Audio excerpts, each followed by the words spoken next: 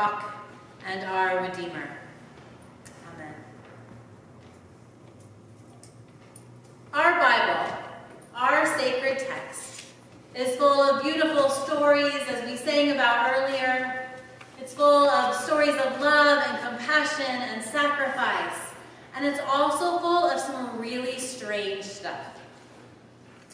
In the 8th chapter of Ezekiel, we read about a vision.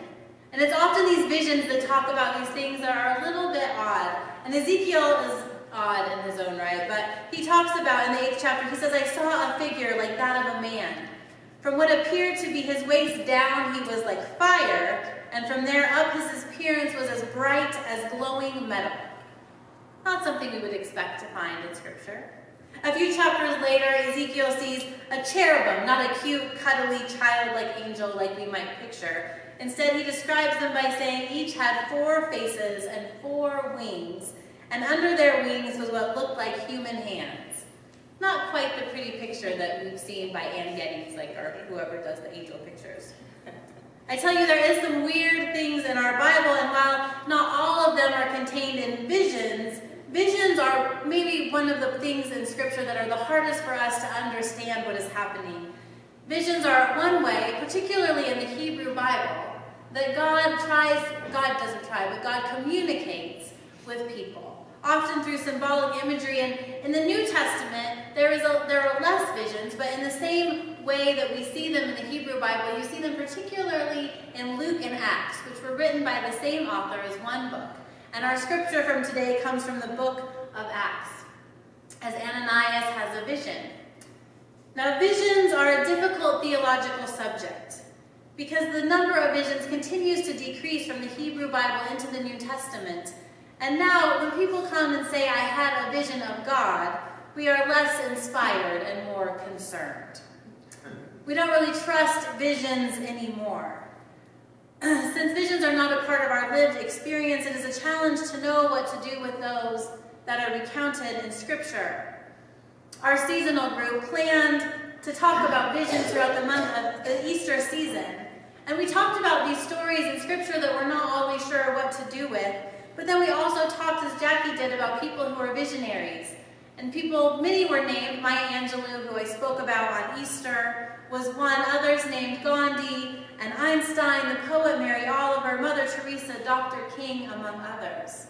These are well-known and respected individuals who not only saw a different world, but worked to bring that world into reality.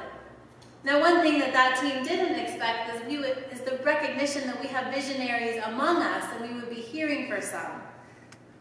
Maybe they were visionaries themselves in terms of setting something in motion that has gone beyond us. Last week when Kennedy, one of our own youth, spoke about climate change, we had talked about Greta Thunberg in our seasonal group, as was mentioned by Jackie today, but we don't need to bring Greta from Sweden because Kennedy herself spoke to us last week in her bold voice about how we will survive this climate crisis by allowing our habits to die, but still trusting in the earth and the renewal and creation process of God. And next week we have a special surprise. Jamelyn Williamson, who is the CEO of Zamni Fondwa, who we have been partnering with trees and trips and donations for her organization in Haiti, is going to be speaking to us. So I rejoice that there are visionaries that are speaking to us. But today you just have me. Sorry. I didn't see a vision. I don't want to scare you. But I did catch a vision. The vision of dialogue, of these sacred conversations that we keep returning to. I'm sorry to keep sharing this story. But in November 2015, I was preparing my sermon in preparation for Thanksgiving, and I came across this quote that basically just said, we are failing our children because we are not modeling for them how to talk across political divides at our own dinner tables, let alone at the Thanksgiving table. And then there was this small, simple vision that said, we can do that. We can figure out how to have conversations, how to have hard conversations, particularly with people that we are already in relationship with. I think that's what and then Council has now come on board, and we are moving into the season that will start next Saturday of being a church who engages sacred conversations, creating a space where the rule is not no discussion of religion and politics, but instead gathering people together for real conversation and saying, please, include the things that are very important to our lives, which will always include religion and our faith, and politics, which is not just what people do in Washington, D.C., but how we live together as society. This vision told me that we can do this, that we are equipped, and we can become equipped even more to talk to people that we differ from. That's all. That was all the vision was. No angels with hard faces, no flaming men, just folks having a conversation. But honestly, even that vision sounds a little crazy. I mean, we have established these social expectations for a reason, because if we keep everything on the surface at Thanksgiving and talk about the weather and the cute new baby, then no one will slam their fist on the table, no voices will be raised, all relationships will be preserved. Or will they? Are we really in relationship with people if we don't make ourselves vulnerable? Are we really in relationship if we only tolerate each other and do not work to understand? Doesn't that keep us stuck in our corners and never able to move from there?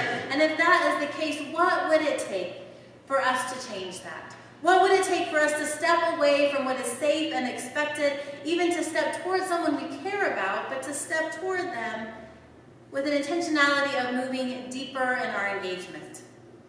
That's a long way of asking, what would it take for you to walk up to your uncle, whose politics you vehemently abhor, and say, tell me more about why you believe what you believe? What would that take? I'd offer nothing short than a vision from God. So I guess we need those visions after all. Now, our scripture today is an even more extreme situation than having that hard conversation with your uncle. Saul was worse than your uncle, no matter how bad your uncle is.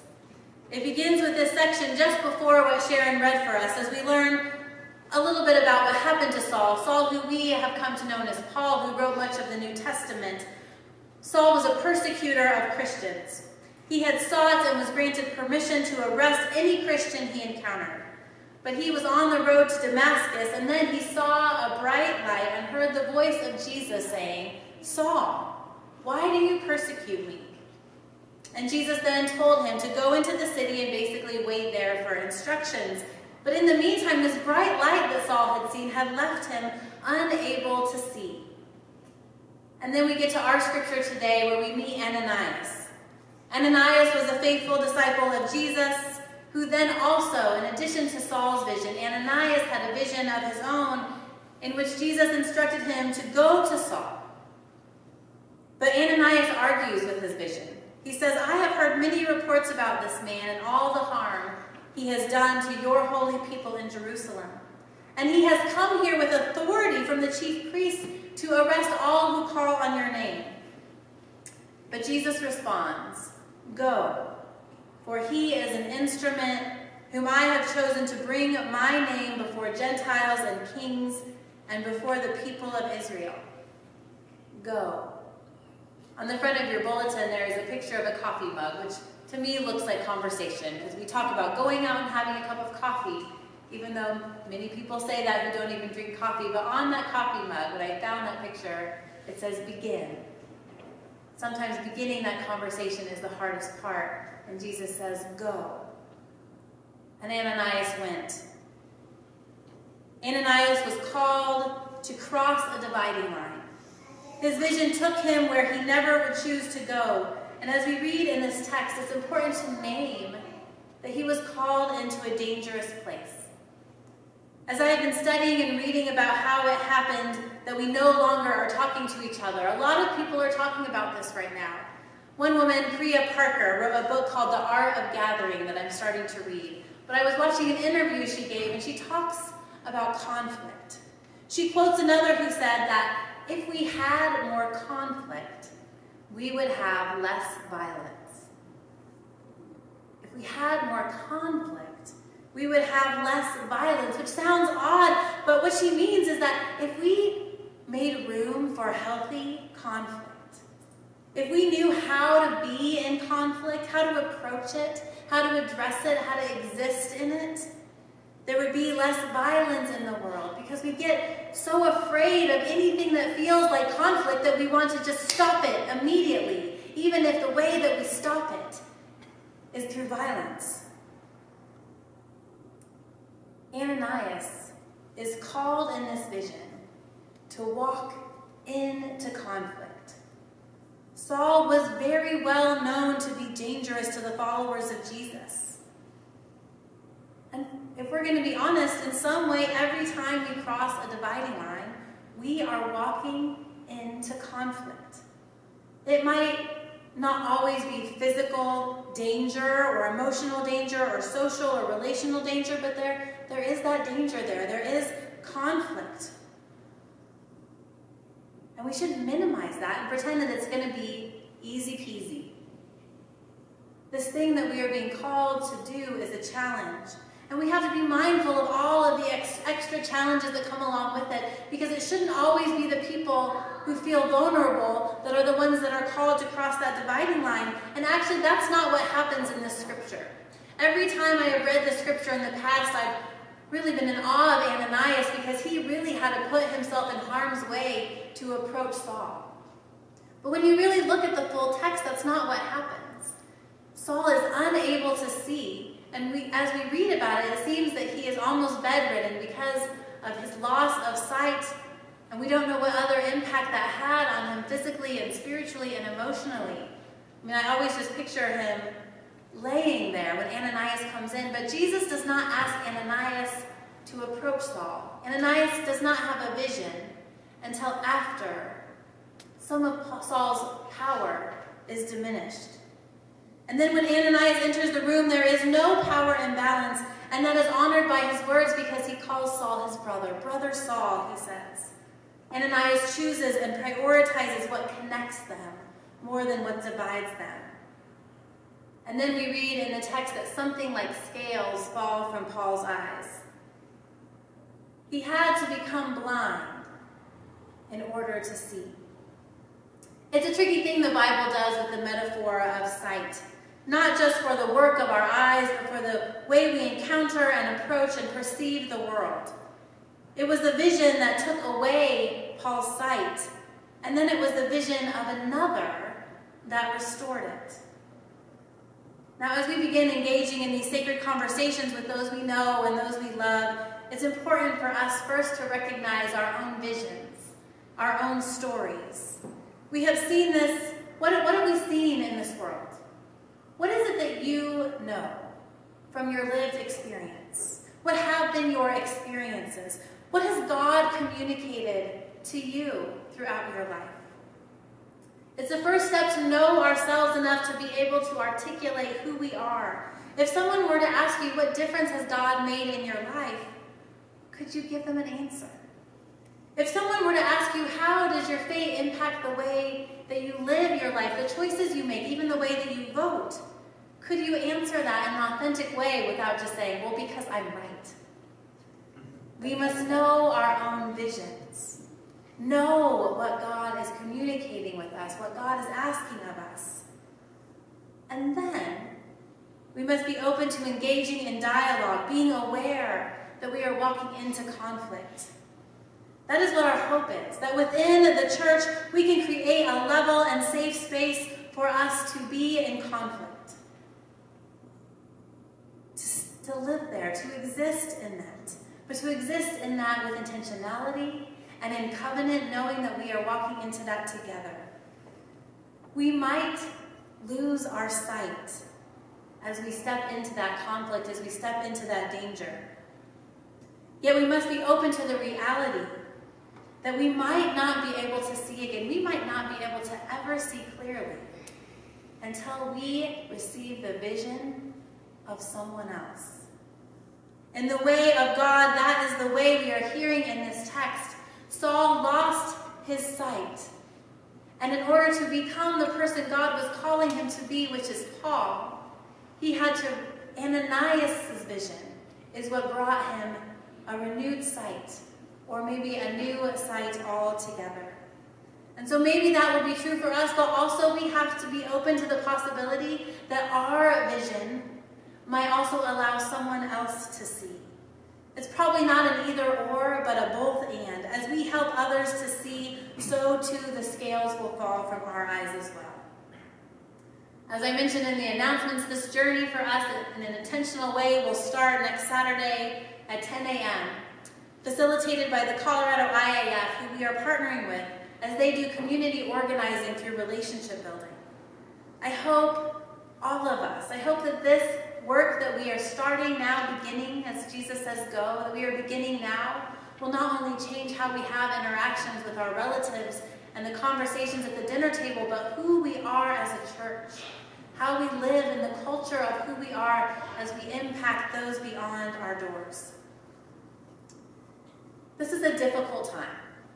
And we know that, well, the good thing is that we're not the only ones, I feel like, that God is calling to do this work. There are those throughout the city, those throughout our country, that are gathering people together to have conversations, to engage in dialogue, because it seems so much of us are becoming siloed and we're not talking to each other anymore. And as much as there are days that it feels like this is the worst it has ever been, we know that that is not true. This is not the worst. This is not the most broken our country has ever been. And so maybe we do have to look to the past, to other times of brokenness, and hear the call that was true then, so we can know how God is calling us to work now. And so we can go all the way back to the Civil War and hear Abraham Lincoln calling on those who knew brokenness even more than we can even imagine in 2019. And Lincoln said, "We are not enemies, but friends. We must not be enemies, though passion may have strained us. It must not break our bonds of affection.